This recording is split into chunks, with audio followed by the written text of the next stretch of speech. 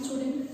Here we are ready with chapter 2 of class 8 and the subject is science. So we'll start with the lesson 2 and the name of the lesson is microorganisms friend and foe.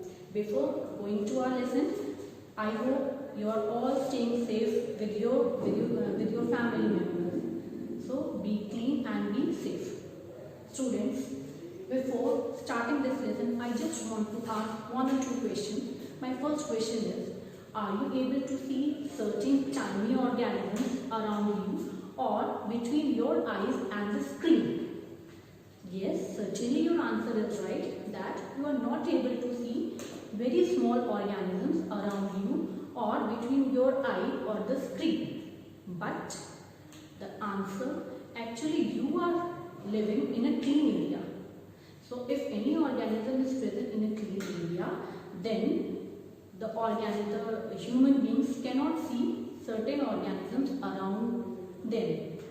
But there are certain organisms which are very small, but they cannot be seen by the naked eye. And to a surprise, you are all surrounded by hundreds and thousands of microorganisms, or the organisms which are very small and they cannot be seen by the naked eye. So my next question is, how you can see the tiny organisms which cannot be seen by the naked eye? So yes, your answer is correct and you guessed it right. The answer is that there is a device called microscope with which we are able to see the organisms which cannot be seen by the naked eye. So before starting this topic, I want to introduce the physical device which is known as microscope to you. See, microscope, it is an instrument used to see objects that are too small to be seen by the naked eye. And students, this is the physical device which is known as microscope. This is the eyepiece through which there is the lens here, and we can see from here whatever organism we want to focus, or whatever organism or the internal parts of body that we want to see.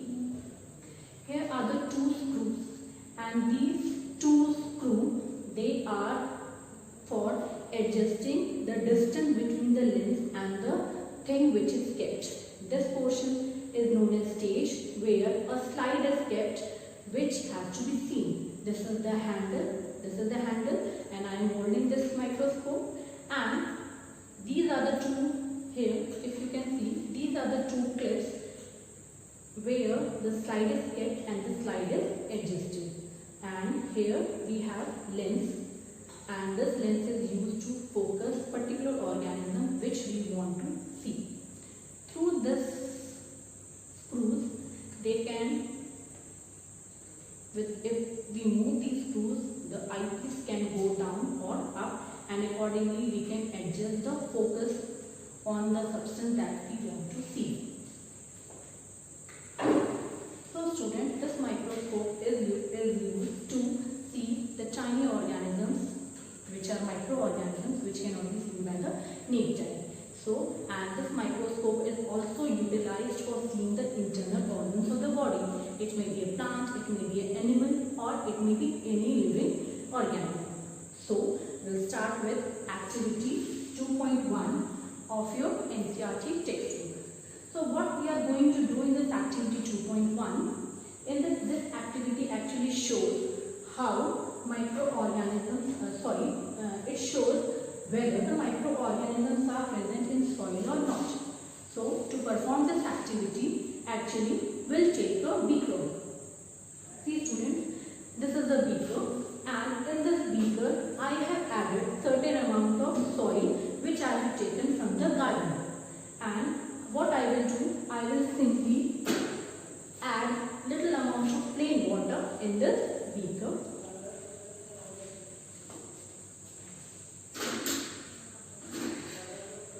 I will take a glass rod and just stir the contents which are present in it. So what I have done, I have simply mixed the contents which are present in the beaker. Now allow the beaker to stand with this for certain time, like 15 to 20 minutes, so that the soil settles down and a clear water is above.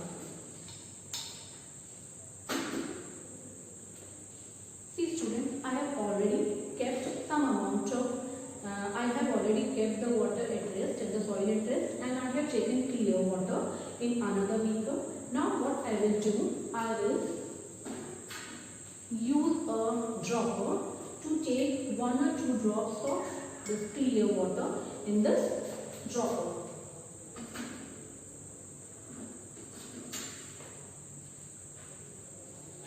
Student, this is slide, and what we'll do, we'll just put 1 or 2 drops of this water on the slide. Now this slide is ready to be used under microscope.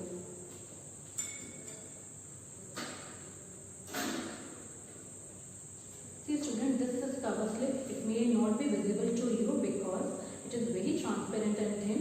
This cover slip should be kept on the water so that the water remains there, and this cover slip, it is kept on the slide very slowly so that with the help of a needle, so that air bubbles do not enter in it. So when we see the slide, by keeping this slide on the microscope, see students, will keep this slide here, and these are the 2 screws. These are the 2 clips, because of which, with the help of which you can adjust the slide on it. So when the school reopens, we'll show it in the school how it looks.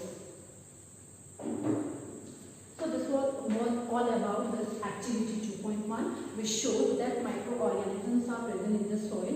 When we focus this slide under the microscope, see students, many tiny organisms will be visible, and they are moving all around in the water. This shows that microorganisms are present in the soil. Now the next one is activity 2.2. This activity 2.2, it is again from the NCERT, and this activity is similar as this activity 2.1, but the difference is that in activity 2.2 you have to take pond water. So now when we take pond water, and if you see under microscope, then also we'll see that the microorganisms are present in the pond water. So we have seen tiny microorganisms. When the school reopens, you will see the tiny microorganisms. Will show you the microorganisms in water as well as in the soil. So here comes the definition of microorganisms. Microorganism, it is an organism which is microscopic, which means so small that people cannot see them with the naked eye, and we need a microscope to see them. So moving further, now microorganism or any organism can be classified into 2 different types on the basis of number of cells present in it.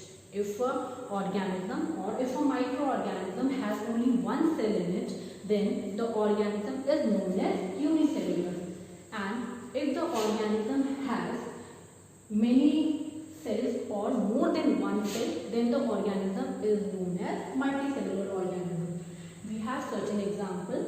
Example of unicellular organism, microorganism is bacteria, and the example of multicellular microorganism is some algae and fungi. Now we'll come to the major forms of microorganisms. See, the microorganisms have been divided into 4 major forms.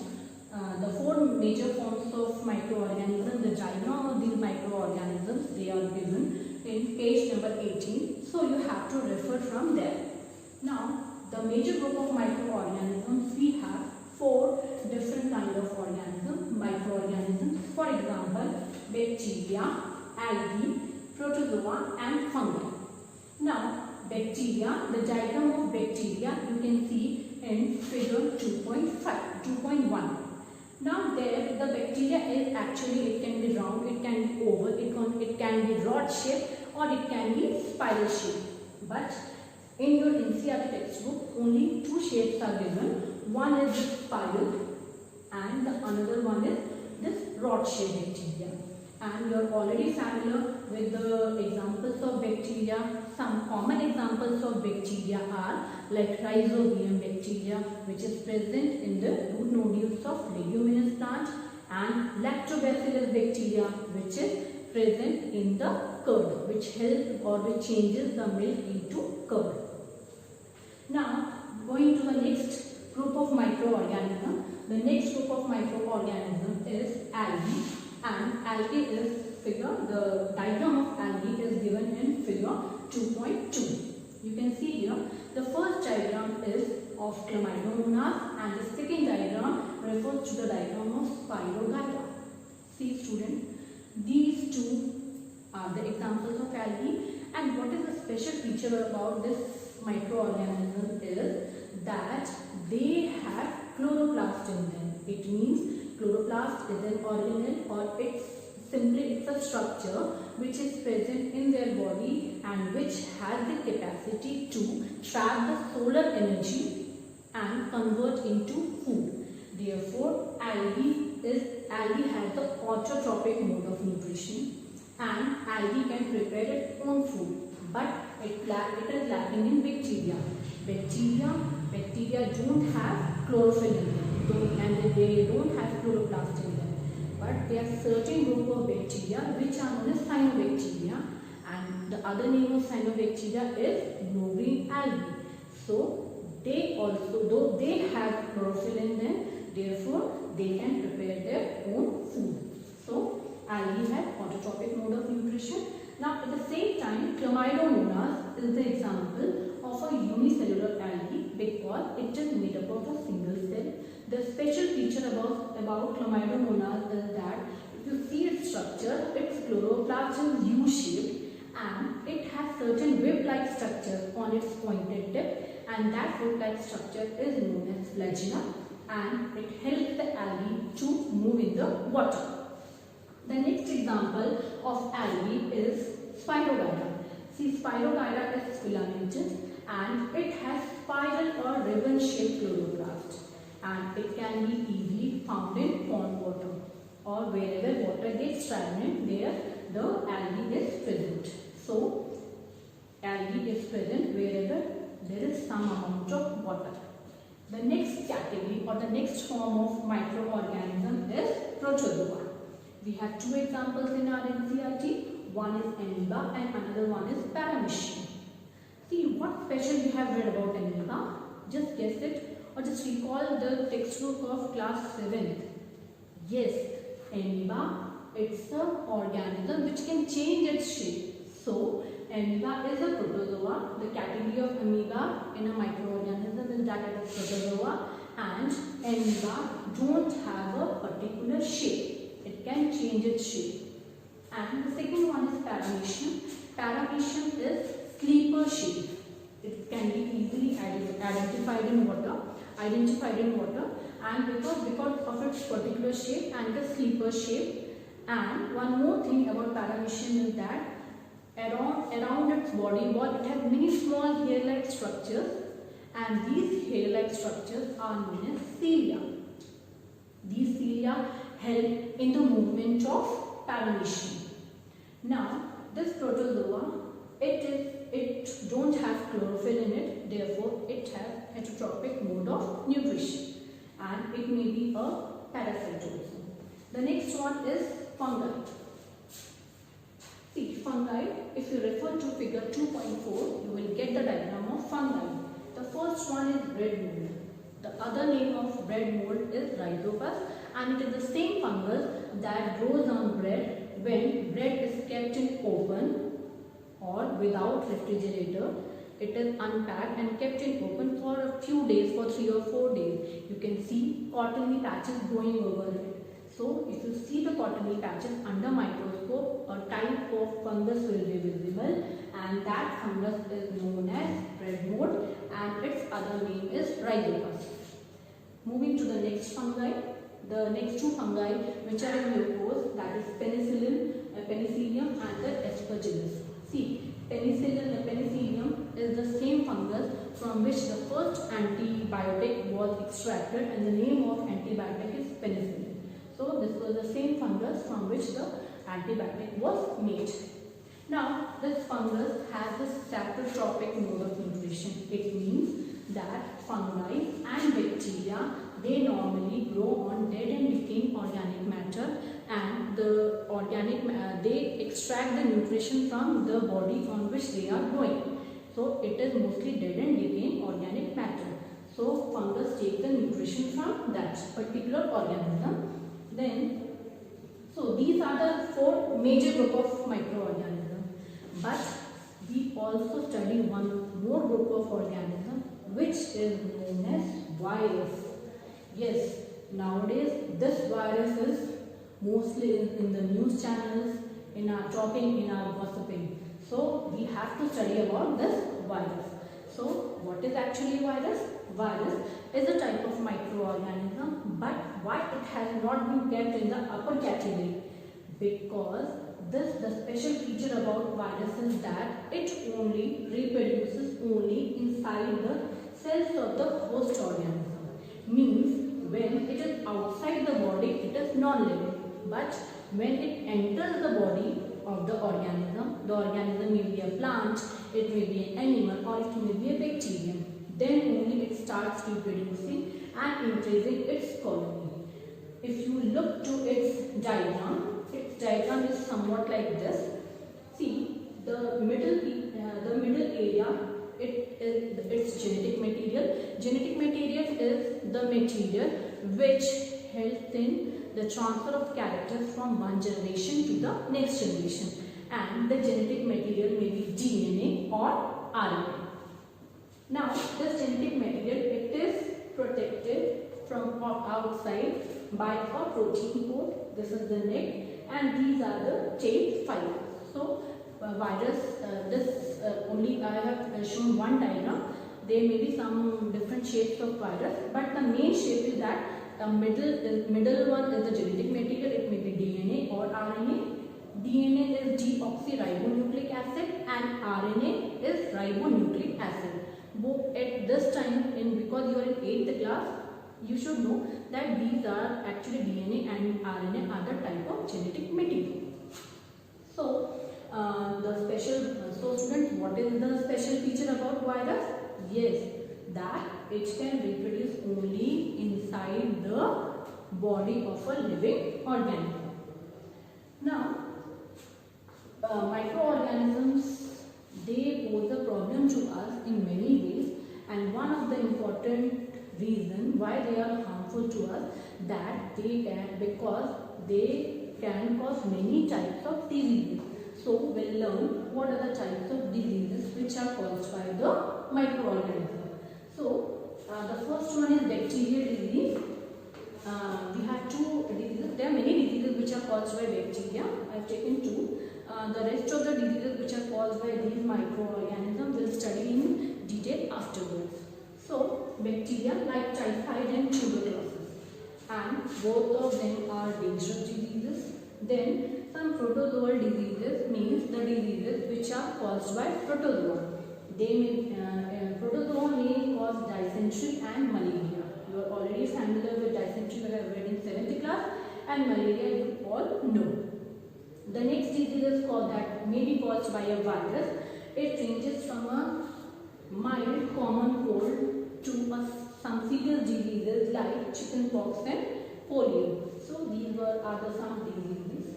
So you should keep our surroundings clean. You should keep yourself clean, your house you should clean, so that you should be in minimum touch with these microorganisms.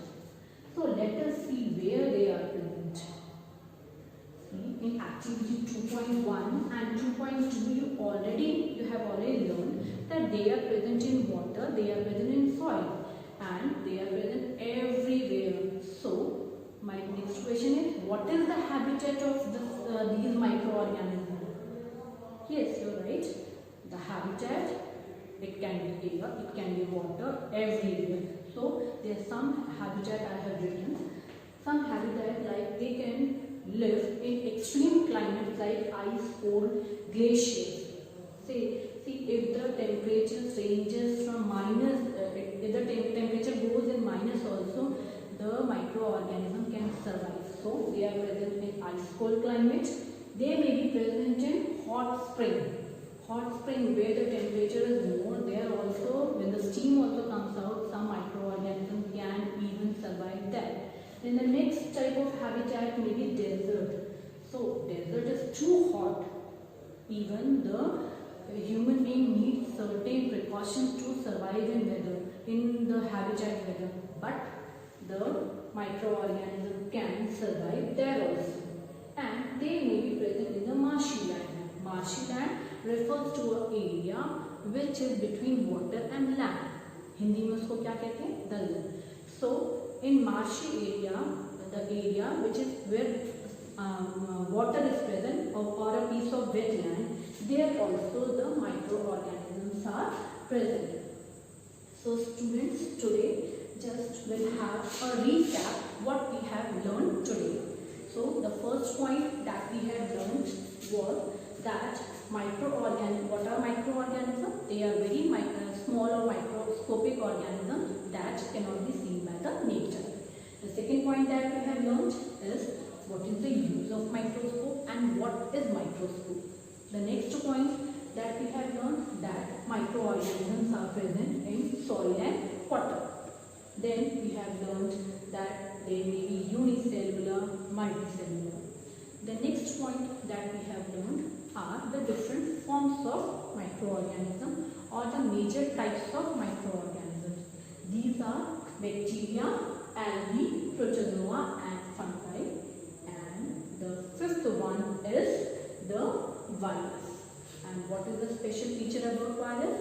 That it reproduces only inside the host cell's body, and the body may be a plant, it may be animal, it may be human being or a bacterium also. So we have learned the diagram of virus also, and at the last we have learned some diseases and the habitat where the microorganism lives. So hope you have enjoyed this video. We'll continue this lesson in the upcoming next videos. Thank you.